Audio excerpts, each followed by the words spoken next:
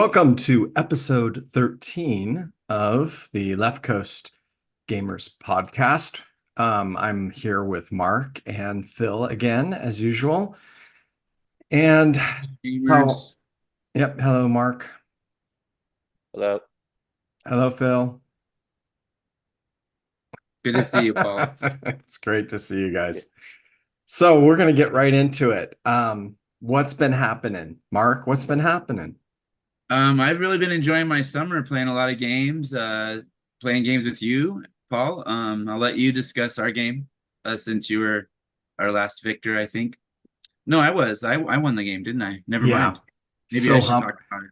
you're so And then, humble. we did a big event with Phil over the weekend on Saturday, AWI stuff. So that was great. I'll let Phil talk about that. So just a lot going on. Big summer. How You about are you guys? You're just so humble. You're just deferring to all of us. Let's go, Phil. What do you say? Oh, it's been a great. This is the Sunday of the 4th of July weekend, and basically I've played three different games the last 3 days. I'm overdosing here on games, but it's been a lot of fun.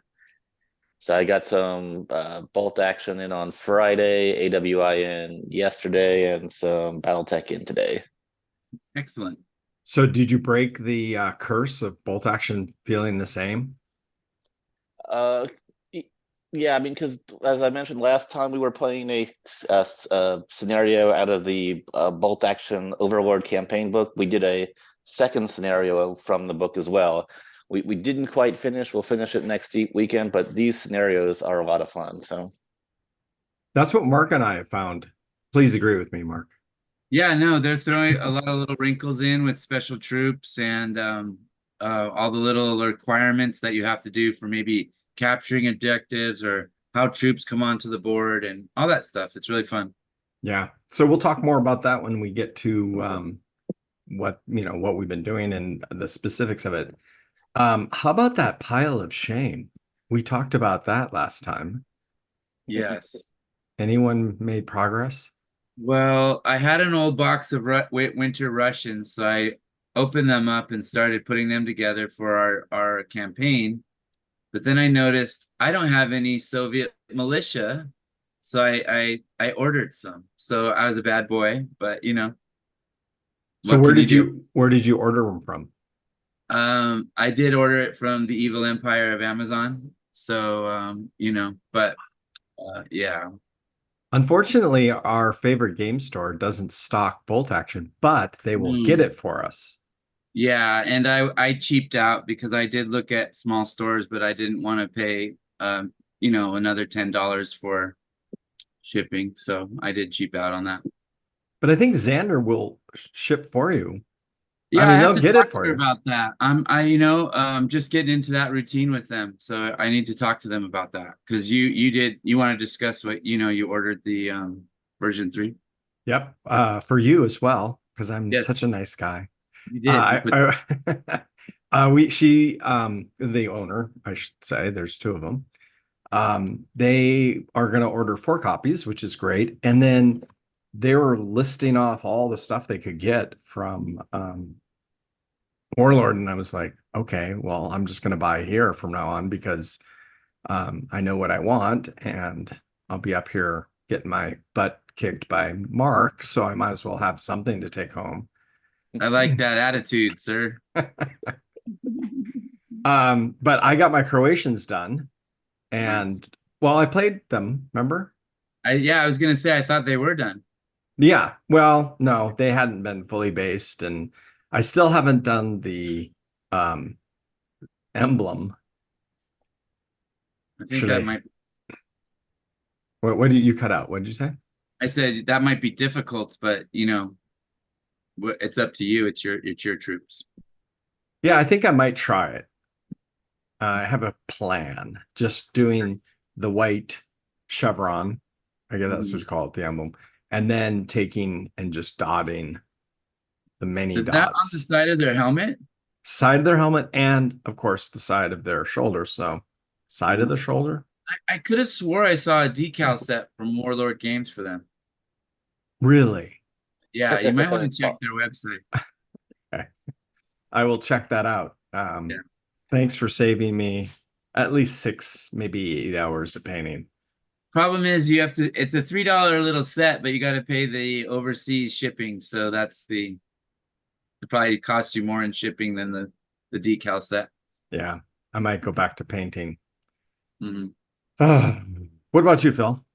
I finished the last couple of Test of Honor minis I was working on. So 28 millimeter Samurai. I got a couple of Samurai on horseback finished. So I'm happy with that. I got 3 BattleTech miniatures currently on my painting table that I'm working on. The Kickstarter has actually started shipping to people. I have not received my shipping notice yet, so I'm still a couple weeks away at least. So, but I'm trying to keep my painting table fairly clear until that shows up. And your Samurai, those are better figures than the original game, right? The Samurai figures, no, the Samurai are some of the old Warlord ones. I did buy a couple of the new metal models, and they're really nice, but I had a lot of old ones that I never finished, the old plastic that Warlord used to distribute. But so I decided to finish a couple of them up. So Excellent.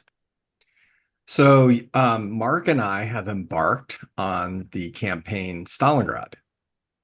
So I'm going to play German, and he's going to play Soviets. And we had our first battle. There he is. Oh, it's backwards. Sorry. Is it? Okay. Is it? Did you see it backwards? I see it backwards. I don't see it backwards. looks good to me. Which is good, because if you see it backwards and we don't, that's kind of special talent. You have a special skill. We played the first scenario, which I thought was really, really fun, because as German, I got to just kick butt and just destroy and move and, you know, all that. And then I ended up, oh, I lost. Because I hadn't rushed my pioneers in the half tracks that I brought to the Broughton. Okay. My Broughton half tracks hadn't made it to the Rotten Bridge.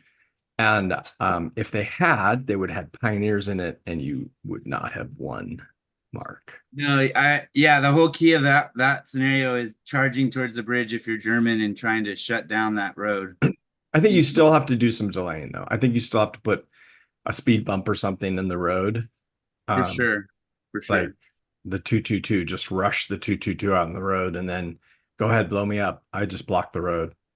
That's all I'm here for. Exactly. Yeah. Yeah, no, exactly. Yeah, for sure. Yeah. Does that scenario have a time limit like most of the other book scenarios? Well, it's a really fun time limit. When the bridge goes up, it's over. Oh, okay. And if it's fuse is going, it could be turn 8, could be turn 9, could be turn 10. I think by then you would roll off, because I think you -1 for each roll. So you probably by that point, but theoretically, but theoretically we started at turn 5, right? And you have 5 or 6. I lit it at 5. It blew up right at the end of 5. So oh, Phil, you would have loved this. He had 2 squads on the bridge and he lit the fuse. And then he looks in the rule book and he goes, oh, it could go off this turn. So I was like, that's very Soviet of you. Yeah, just blow that thing up with men on it. But it didn't. It blew up the next turn. And of course, if it hadn't, I rolled just to see what would happen. I would have diffused it, which would have been intense. Yes, it was all a grand plan. He knew what he was doing. Yeah, sure. So I do know what I'm doing for scenario 2. Okay, I bet you do. Yes. I figured out some plan. I got a really good plan. You saw the special rule about prep bombardment? Yes. And I'm going to add in on that. I also read up on the rules about dreaded smoke. Ooh, okay. Ooh, yeah. And I'm bringing units that just pump out prodigious amounts of smoke. Right. Smoking sausages. So the old 40K templates are 5 inches. So those will work. Yeah. For smoke, as well as on the I think their large base is their large warlord base is the size of the smoke, or no? Am I wrong? I don't know. There's a 6-inch smoke, there's a 5-inch smoke, there's a 4-inch smoke, there's a 3-inch smoke. I think you can use the large warlord base for one of them. Could be. Yeah. I'm gonna have to go that I haven't gotten to that point where I know which smoke is which, but I have really cool smoke counters, right? Smoke effects. Yeah, So you I have to do. make the smoke counters. Sweet. Yeah. So we're gonna have lots of smoke on the table. Yeah, and stern boats. Stern boats, 4 stern boats you own, right? I own 4, but like I said, you can get rubber rafts or whatever you like. You have to Yeah. check out. And the way they work is they are slow, so they only move 6 inches. And then if you run them, they move 12. And the river's 9. Yeah, I was gonna talk. We have to talk about that. My river's only 6 inches wide, so we'll have to figure something Or out. we just make a bank of the river as part of the river, whatever. The thing is so they start 3 inches from the river, so they can jump in the boats on turn 1. Yeah, And, I'm not. I didn't know how that worked. well, they work like half tracks. So Right. they You jump jump into in. they jump into the boats and the boats move and they can run. Okay. So you basically on turn 1 are on the other side of the river already, but you're in the boat. I was gonna say something about you can't. The boat can't move when you get in it. No, it just says it functions like a half track. Oh, okay, perfect. It moves and functions like a half track, except it has the universal rule of slow, which just So, means so they'll just be sitting ducks on the other bank waiting for me to blast them. no, they'll just be clouded in smoke. No? Wind is going the other direction today. Okay. So we will have another battle report. This one will be really Yes. fun. Yes. So he's playing 700, I'm playing 1400. Is that right? I think that's correct. Okay. So we're excited about that. We will have that to report on next time, as well as another scenario, I think, because we're both on break. So let's just burn some, Crank them out. crank them out. So that's what we're doing. We're doing it at Xander, which is actually the name is Xander Games and Hobbies. No, It's Game Store. Xander's Game Store. is it? I thought it was something like really unusual. When I drove up to it, I was like, Let me get it right. Yeah, get it right. Xander's Game House. That's Xander's Game House. I knew we were butchering that name. And yeah, Gene there is the owner, and Craig is the manager. So, Oh, okay. Craig is the one I met after we had finished playing yes, and went yes, to the reincarnated Taco Bell. yeah. So contact Jean if you want games. She's really good, really knowledgeable about a lot of different genres, all types of games. Well, what's really nice is just the environment is just super pleasant, Right. clean. Right. The clientele is fabulous. It gets a Paul Barker bathroom rating of 10, I believe. Yeah, really does. But they sell snacks and coffee and healthy snacks. Who knew? Somewhat. Well, yeah, I mean, they have the junk food, but they also have healthy stuff.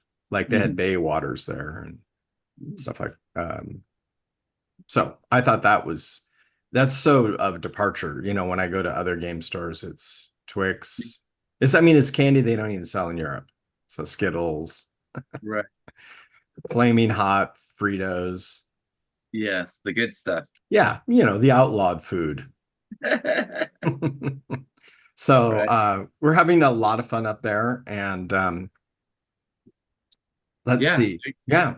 So what's so Studio City? What do we call this place? I keep calling it the church. That's what we call it.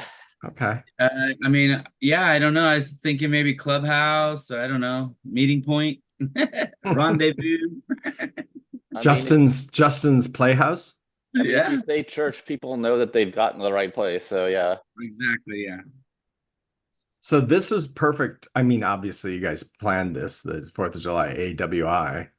Yeah, it's our second time doing it, second year. So, but you had 3 different games being played. No, there were 6 different games going simultaneously, 6 tables. Oh, I meant 3 game systems. Oh, okay.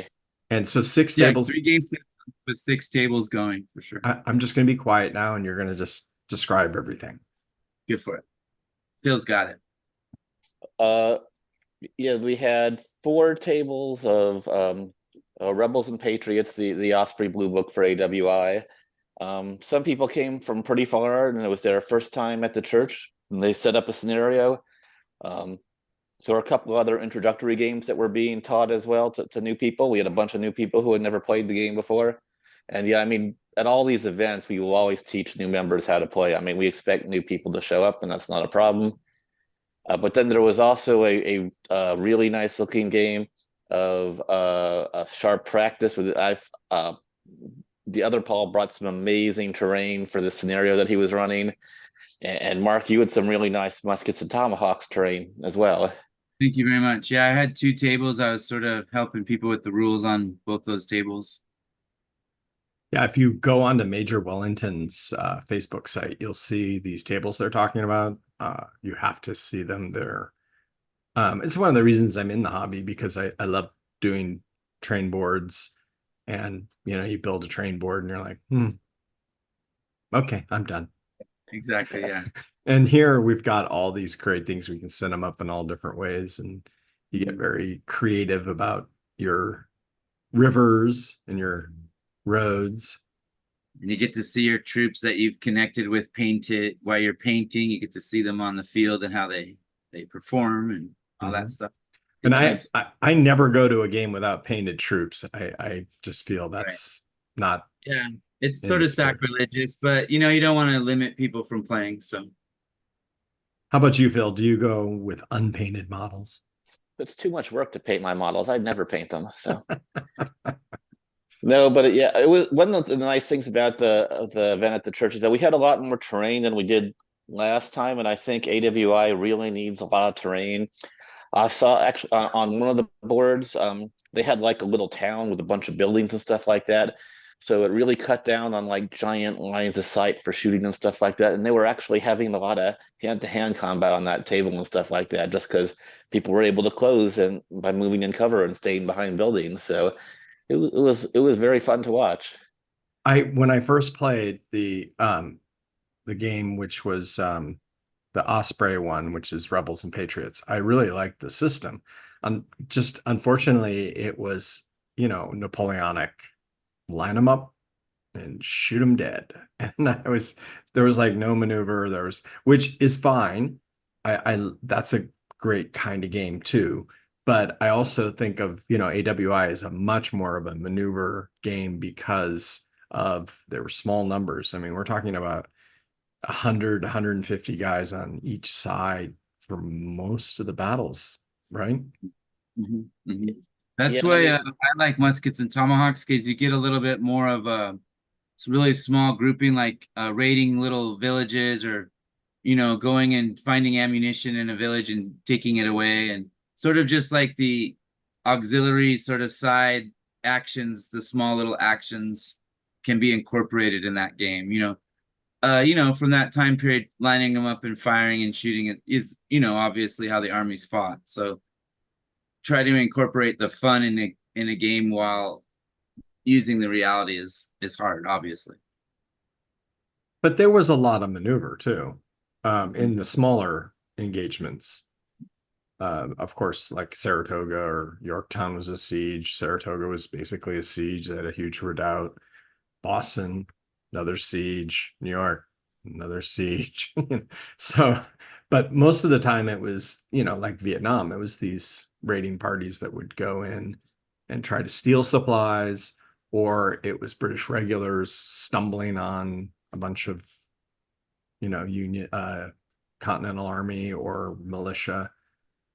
Well, and I think early on in the war in the West, the Native Americans were sent out to raid the frontiers of the American colonies. So that was a lot of, small combat, raiding towns and capturing people and all that fun stuff. And the whole the southern states was all dragoon fighting and really open space running battles, which is really, you can do so well with both game systems. But Phil, what did you play? You played I mean, I primarily played Rebels and Patriots, but I mean, both Rebels and Patriots and Muskets and Tomahawks let you pick units that like work better in terrain. There's like light infantry and skirmishers that basically could move through terrain without penalty and stuff like that, and get cover more often than other units and stuff like that. And I think if you bring units like that, and you have the terrain to basically support that, it certainly feels more like an AWI game than a Napoleonics game.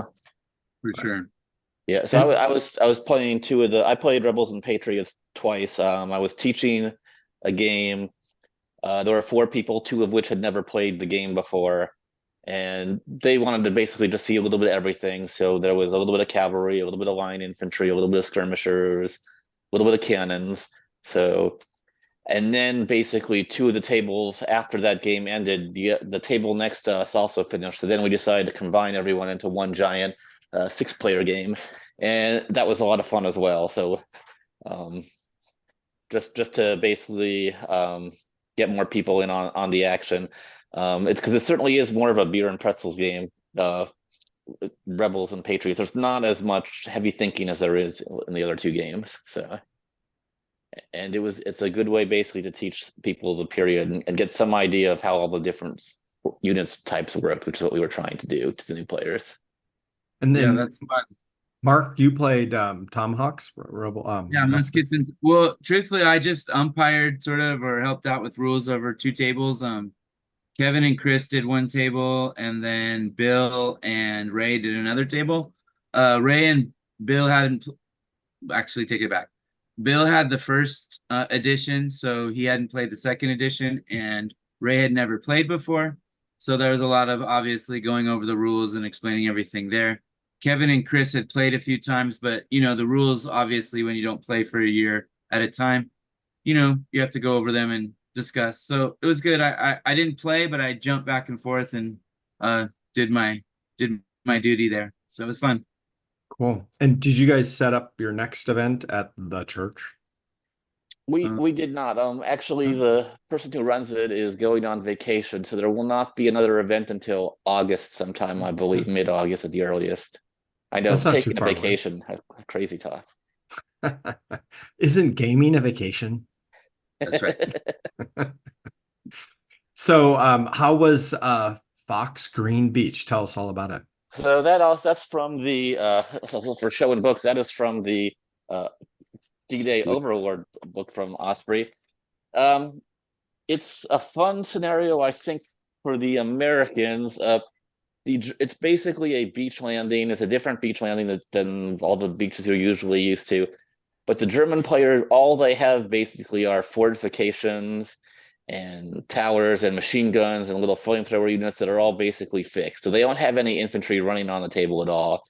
Uh, the Americans basically get 1,500 points in two waves, landing on a beach in landing craft. And this is the first time I ever used landing craft. I only had to look up those rules, and those were kind of fun. We had one boat that got completely obliterated, but it was in shallow water, so the crew was able to get off, even though they were slightly damaged and pinned. The tank, we had a Sherman tank coming out of one of them. As soon as it hit the beach, it was destroyed by an 88. So yeah. So as we left it, the infantry had finally started to make it off the beach onto the grassy areas, and they had climbed up the first little hill and stuff like that. And they were starting to do some good damage to the basically this to the German positions. They had some bazookas and some snipers that were starting to hit things. So we'll finish it next So week. are you using a specialized mat for the ocean, or what did you guys do? Yeah, we had basically an entire ocean to beach to grass with some little hills. He put some books under the map to simulate the hills and stuff like that. So it really felt like a beach landing. There were lots of different levels on the map, which was really nice. That's cool. Yeah, so I hadn't done that in a long time either. So I mean, most of the time we're on a flat map. So this was you kind of need for these kind of scenarios a beach that then rising hills and stuff like that. Is this the Western Desert guys that I played? Yes. They're a great group. Oh my They're gosh. fun. So I mean, yeah, they're in Huntington Beach, so they take it seriously, and they build great tables. Yeah, I want to Right. get together with them again because now I'm able to drive again pretty far because that was stopping me. Well, I mean, I think the next thing we're planning is what a cowboy campaign if you're interested in joining that. So Okay. Nice. Keep us up to date on that, how that goes. we'll do. But yeah, it's fun playing these scenarios. Um, I kind of don't want to be like making my own lists and stuff like that for new games until version 3 comes out. And I also ordered version 3 from Warlord so that I can get the free little miniature when you pay extra to get it from Warlord and stuff like that. Nice. So There you go. I'm excited for that book to come in. Yeah, I didn't like the miniature so much. It didn't feel like something I wanted. I did want the um, Richard Winters one, but I didn't get that one.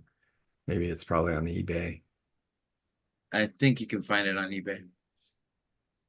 for. Okay, and this figure is an American, and you could either have him with a rifle grenade or a bazooka. So yeah, I forget what he had a name. I don't remember his historical name. His Curry, is that right? I'm gonna say that's his name. I don't remember. Um, I so I like the idea of having different weapon options, so I'm gonna try and magnetize him. oh really? Tiny little Nice. magnets, yeah, just for different. He's got 2 hands, so I'll try and magnetize him. Oh, We'll there's see a how little that bit goes. of 4th of July left. How was your did you guys get a lot of fireworks in the illegal area that we live in? Late at night, yes, unfortunately. Mine wasn't too bad. I had a couple that were pretty close. I was like, wow, but overall it wasn't too bad. That's awesome. Yeah, so let's see. It's right here online. The figure is, yeah, Curry spelled Currey, Okay. Francis S. Curry. I, I hate to say I don't know much about Francis, but he's a Medal of Honor winner. Is that right? I would imagine that's why he has a character figure. Well, we'll just have to look that up, and we'll have to play a scenario where that's there for Phil. So Right. gets to play with his new figure if it's painted, right? You'll paint Yeah, it I That's for right. guess I'll have to pay it. That's right. Fine. That's right. Will he bump the BattleTech though? So let's see. So I mean, I'm just painting a couple models now. I'm just waiting for the Kickstarter. We're getting a new group of Valtech at Next Gen Games in West LA. So this is like the third or fourth time I forget that we've played there on a Sunday, and we're having fun. We're playing BattleTech Alpha Strike. Um, I'm a little worried about how much how much stuff I'm going to get in this Kickstarter. I had one friend who got his FedEx notification, but it said he was getting his stuff in 3 boxes. So 3 boxes Wow. worth of stuff. So I was like, I'm probably going to get around that much as well when it shows up. So it's going to be a Get to lot. work, Phil. Get to work. Yeah, Christmas in July. I'll have a That's lot to right. paint even that shows up. That's right. Yes. Um, okay, so any ideas about 3E, what it's going to be like? It's going to be awesome. Awesome. I like his positivity. I hear a lot of people are scared, of course. I'm just taking the view that I'm just gonna see what happens. It's like getting an earring, I guess. I could just take it out and go back to version 2 if it was horrible, right? It's not like a tattoo, it's not forever, so. But no, I think they'll do a good job from what I saw with the machine guns. It seems like that's a pretty cool little mix, and changing the green, what I heard, that's probably pretty cool. I'm a little scared. We talked about that the campaign books can stay, but I was wondering how they would do that though, because we have specialized units that have certain points within the campaign books, which I imagine would change if the values of, let's say, a medium machine gun changes, or, like, let's say, an alarm unit or a Luftwaffe unit. So I don't know how that's going to work. I'm a little bummed at because I have a lot of campaign books. I think what they're going to do is probably errata the points.